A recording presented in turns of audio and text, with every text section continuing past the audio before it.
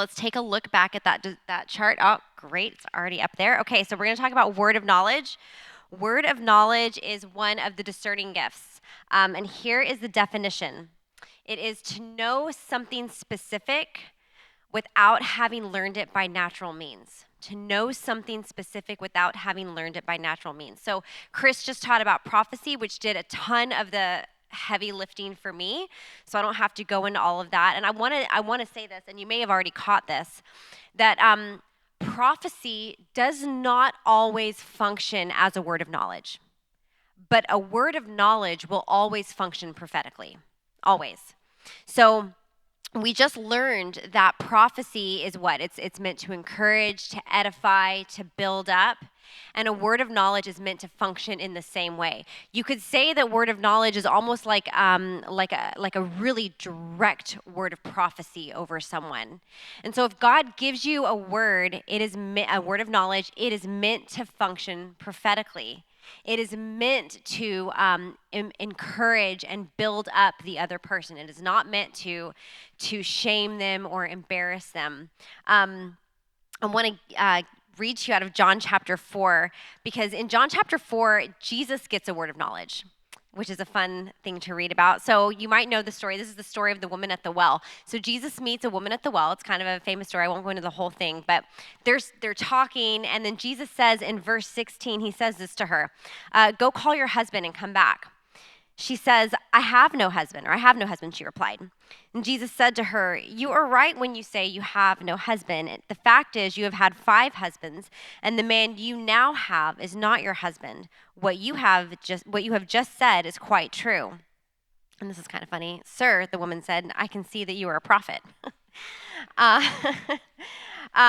So if you remember how we just defined word of knowledge, which is to know something specific without having learned it by natural means, this is what happens here. Like Jesus had no natural means of knowing everything about this woman and her story of having all these different husbands. I'll share a story that happened to me about 10 years ago. We had just moved here, and I run. This random fact about me. I'm just embracing that. I'm a runner. I'll say it. I'm a runner. Anyways, I ran a marathon last year, and I was like, I still don't know if I can call myself a runner because I don't like running in the rain. So I feel like, anyways, that's a whole other thing. Okay.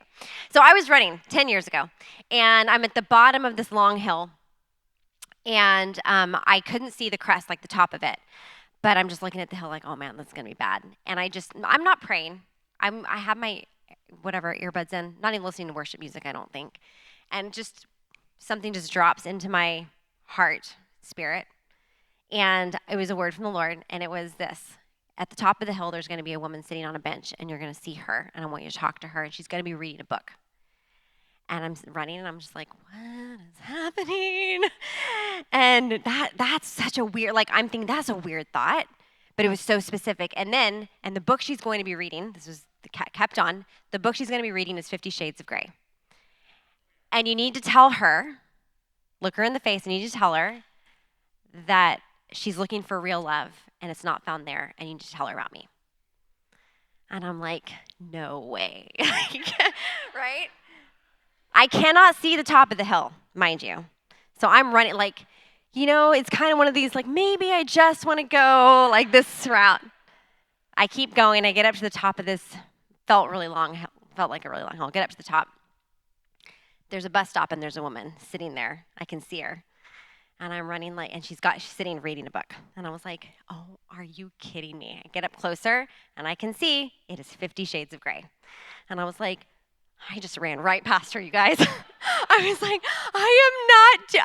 I'm so, I just kind of, whatever.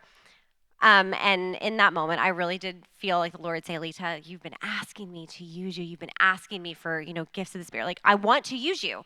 I don't have to, but I want to. So I stopped. I turned around. I took my earbuds out. And I did. I stopped, had the conversation. She was really kind. And she was like, okay, nothing. I'm telling you that story because the amazing part of it was, the word of knowledge, so specific. That's a really good example of what a word. That's the only time in my life I think that's happened to me where it was just so profoundly specific. But the other reason I tell you that story is because it wasn't like anything amazing happened. She didn't get saved right there on the street. I told her about Jesus, and that was it. And we went our ways, and told her that God loved her and the whole thing, and she was really appreciative. And that was the end.